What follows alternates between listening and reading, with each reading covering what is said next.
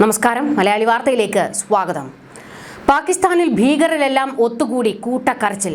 തങ്ങളുടെ നേതാക്കളുടെ തല ചിതറിക്കുന്ന അജ്ഞാതരായ തോക്കുധാരികൾ ഇന്ത്യക്കാരാണ് എന്നും ഇന്ത്യയിൽ നിന്നുള്ളവരാണെന്നും ഇപ്പോൾ പരസ്യമായി സമ്മതിക്കേണ്ടി വന്നിരിക്കുകയാണ് ലഷ്കർ ഇ തോയ്ബ എന്ന ഭീകര സംഘടനയ്ക്ക്. ഇവരെല്ലാവരും കൂടി ഈ അജ്ഞാതരെ കണ്ടെത്താൻ വേണ്ടി ഇറങ്ങണം എന്നാണ് പരസ്യമായി പ്രഖ്യാപിച്ചിരിക്കുന്നത്.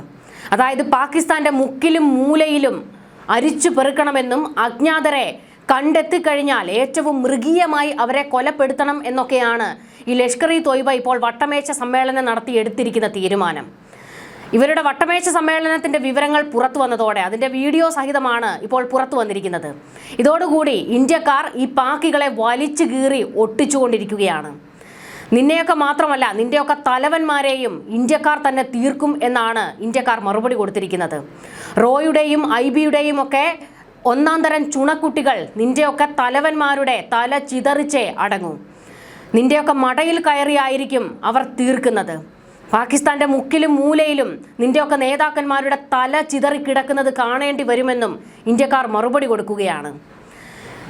ഇനി ലക്ഷ്യം വെക്കുന്നത് ഹാഫിസ് സയ്യിദിനെ ആയിരിക്കുമെന്നും ഇന്ത്യക്കാർ തന്നെ ഈ പാക്കികൾക്ക് മറുപടി കൊടുത്തുകൊണ്ടിരിക്കുകയാണ്. ഭീകരവാദവും കൊണ്ടുവന്നാൽ തിരിച്ചടി അതിശക്തമായിരിക്കുമെന്നും നിനക്കൊന്നും തല പൊക്കാൻ കഴിയില്ല എന്നും ഇന്ത്യക്കാർ മറുപടി കൊടുക്കുമ്പോൾ പാകിസ്ഥാൻ വീണ്ടും നാണം കെടുകയാണ്. ഇതുമാത്രമല്ല, ലോകത്തിനു മുന്നിൽ പാകിസ്ഥാൻ ഇപ്പോൾ അവരുടെ നെറുകേട് പുറത്തു വന്നിരിക്കുകയാണ്. മറ്റൊന്നുമല്ല, പാകിസ്ഥാനിൻ്റെ ഒരു കോണിൽ തന്നെയാണ് ഈ ലഷ്കർ ഇ തോയ്ബ ഭീകരവാദികൾ എല്ലാവരും കൂടി ചേർന്ന് ഇപ്പോൾ വട്ടമേശ സമ്മേളനം നടത്തിയിരിക്കുന്നത്. അതിൻ്റെ ദൃശ്യങ്ങൾ ലോകം മുഴുവൻ കണ്ടു കഴിഞ്ഞു. പാകിസ്ഥാൻ കുറച്ചധികം നാളുകളായി ലോകത്തിന് മുന്നിൽ വാദിച്ചുകൊണ്ടിരിക്കുന്നത് എന്താണ്? അന്താരാഷ്ട്ര വേദികളിൽ വാദിച്ചുകൊണ്ടിരിക്കുന്നത് എന്താണ്? ഞങ്ങൾ ഭീകരരെ ഇല്ലായ്മ ചെയ്യാനാണ് ശ്രമിച്ചുകൊണ്ടിരിക്കുന്നത്. ഭീകരവാദ പ്രവർത്തനങ്ങൾ പാകിസ്ഥാൻ എന്ന രാജ്യത്ത് നിന്ന് തുടച്ചു നീക്കുകയാണ് ഞങ്ങളുടെ ലക്ഷ്യമെന്ന് അസീം മുനീറൊക്കെ വാതോരാതെ പ്രസംഗിക്കാറുണ്ട്.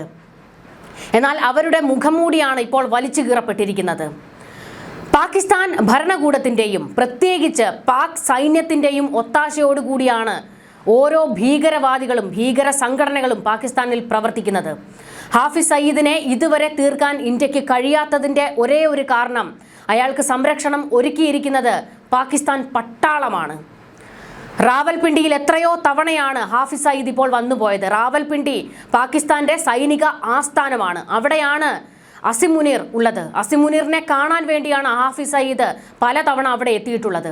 എന്നിട്ടും ഇതേ പാകിസ്ഥാൻ ലോകത്തിനു മുന്നിൽ ഒരു ഉളുപ്പുമില്ലാതെ വിളിച്ചു പറയുന്നത് ഞങ്ങൾ ഭീകരവാദത്തെ തുടച്ചു നീക്കാൻ പ്രവർത്തിക്കുന്നു എന്നാണ്.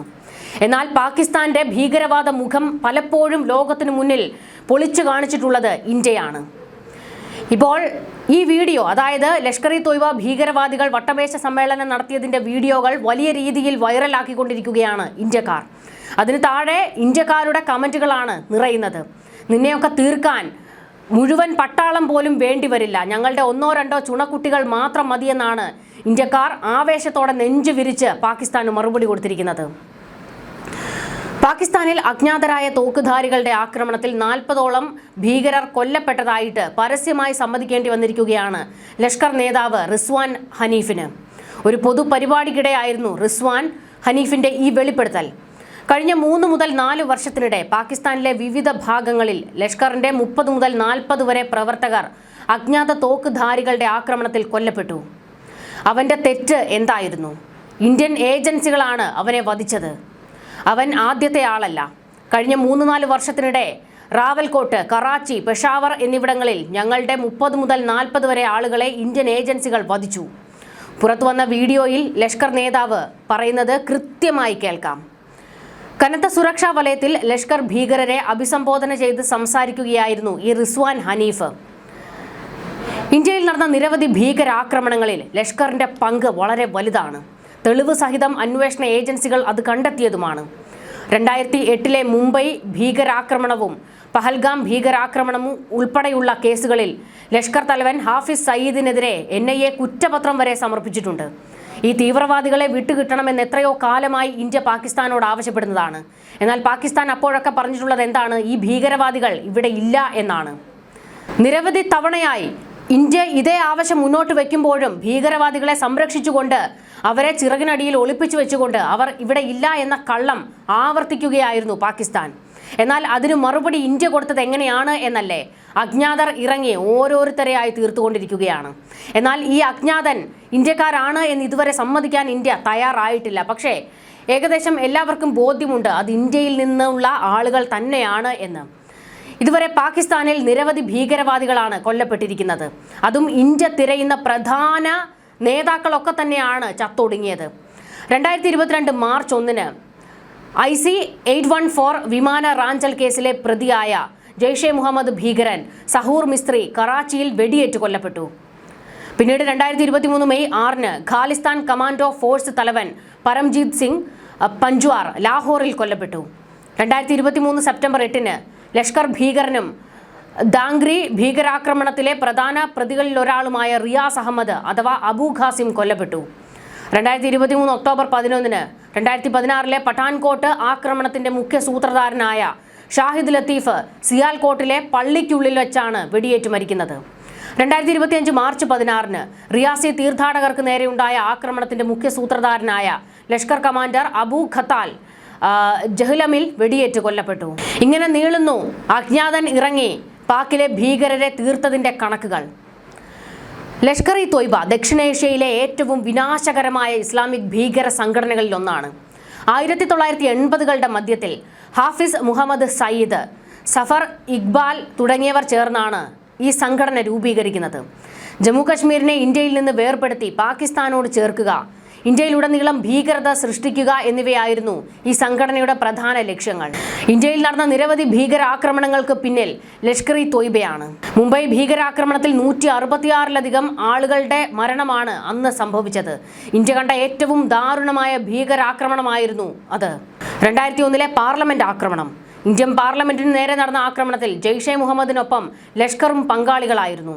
2005 ഡൽഹി ബോംബ് സ്ഫോടനം, 2006 മുംബൈ ട്രെയിൻ സ്ഫോടനം എന്നിവ ലഷ്കറിന്റെ ബുദ്ധിയായിരുന്നു. ഇന്ത്യ, അമേരിക്ക, UK തുടങ്ങിയ നിരവധി രാജ്യങ്ങൾ ലഷ്കർ ഇ തോയ്ബയെ ആഗോള ഭീകര സംഘടനയായി പ്രഖ്യാപിച്ച് നിരോധിച്ചിട്ടുണ്ട്. നിരോധനങ്ങളെ മറികടക്കാൻ ജമാഅത്തുദ്ദവ, ദി റെസിസ്റ്റന്റ് ഫ്രണ്ട് തുടങ്ങിയ പേരുകളിലും മുൻപ് ഫ്രണ്ട് സംഘടനകളായും ഇവർ പ്രവർത്തനം തുടരുന്നുണ്ട്. ഇതിന്റെ സ്ഥാപകനായ ഹാഫിസ് സയ്യിദിനെ ഭീകരവാദത്തിന് ധനസഹായം നൽകിയ കേസിൽ പാകിസ്ഥാൻ കോടതി ശിക്ഷിച്ചിട്ടുണ്ടെങ്കിലും അയാൾ പാക് മണ്ണിൽ സുരക്ഷിതനായി ഇപ്പോഴും തുടരുകയാണെന്ന് ഇന്ത്യ കുറ്റപ്പെടുത്തുന്നുണ്ട്.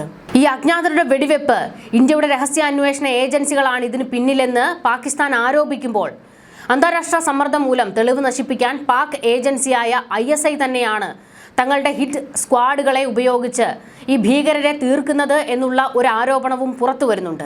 ജെയ്ഷെ മുഹമ്മദ്, ലഷ്കർ ഇ തോയ്ബ തുടങ്ങിയ ഭീകര സംഘങ്ങൾക്കെതിരെ കടുത്ത നടപടികളുമായിട്ടാണ് ഇന്ത്യ മുന്നോട്ട് പോകുന്നത്. കശ്മീരിൽ നടന്ന പഹൽഗാം ഭീകരാക്രമണ കേസിൽ ഹാഫിസ് സയ്യിദിനെതിരെ ഇന്ത്യൻ ദേശീയ അന്വേഷണ ഏജൻസി അനുബന്ധ കുറ്റപത്രം സമർപ്പിച്ചിട്ടുണ്ട്.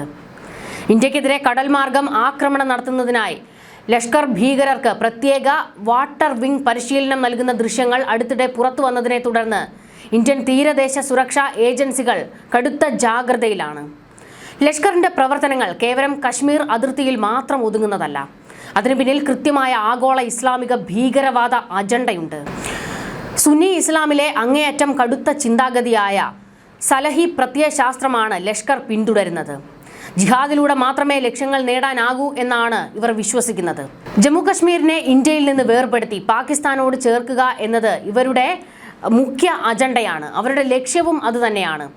അതിനപ്പുറം അഖണ്ഡ ഭാരതം എന്ന സങ്കല്പത്തെ തകർത്ത് ഇന്ത്യയിലുടനീളം ഇസ്ലാമിക ഭരണം സ്ഥാപിക്കുക എന്നതാണ് ഇവരുടെ ആത്യന്തിക ലക്ഷ്യം. ഇന്ത്യ, ഹിന്ദുമതം, യഹൂദമതം, പാശ്ചാത്യ രാജ്യങ്ങൾ എന്നിവയെ തങ്ങളുടെ പ്രധാന ശത്രുക്കളായി ഇവർ പ്രഖ്യാപിച്ചു കഴിഞ്ഞിട്ടുണ്ട്.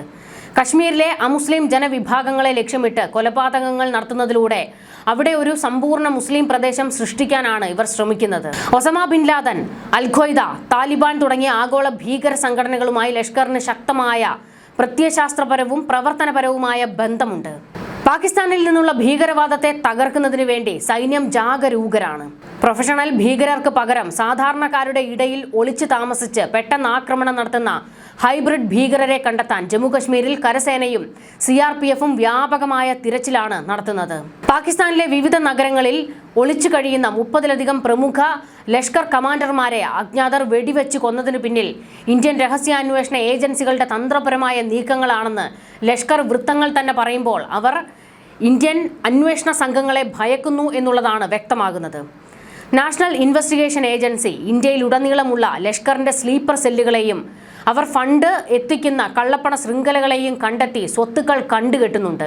ഫിനാൻഷ്യൽ ആക്ഷൻ ടാസ്ക് ഫോഴ്സ് വഴി തീവ്രവാദത്തിന് ധനസഹായം നൽകുന്ന പാകിസ്ഥാനെ നിരീക്ഷിക്കാനും ഐക്യരാഷ്ട്രസഭ വഴി ലഷ്കർ നേതാക്കളെ ആഗോള ഭീകരരുടെ പട്ടികയിൽ ഉൾപ്പെടുത്താനും ഇന്ത്യക്ക് കഴിഞ്ഞിട്ടുണ്ട്. മുംബൈ ആക്രമണം പോലെ കടൽ മാർഗമുള്ള നുഴഞ്ഞുകയറ്റം തടയാൻ ഇന്ത്യൻ കോസ്റ്റ് ഗാർഡും നേവിയും റഡാറുകളും അത്യാധുനിക ഡ്രോണുകളും ഉപയോഗിച്ച് കടൽ അതിർത്തികളിൽ 24 മണിക്കൂറും ജാഗ്രത പുലർത്തുന്നുണ്ട്.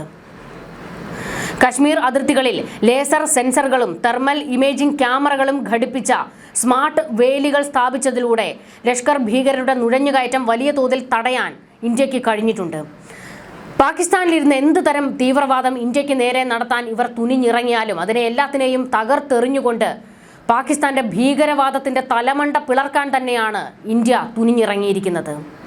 ന്യൂസ് ഡെസ്ക് മലയാളി വാർത്ത.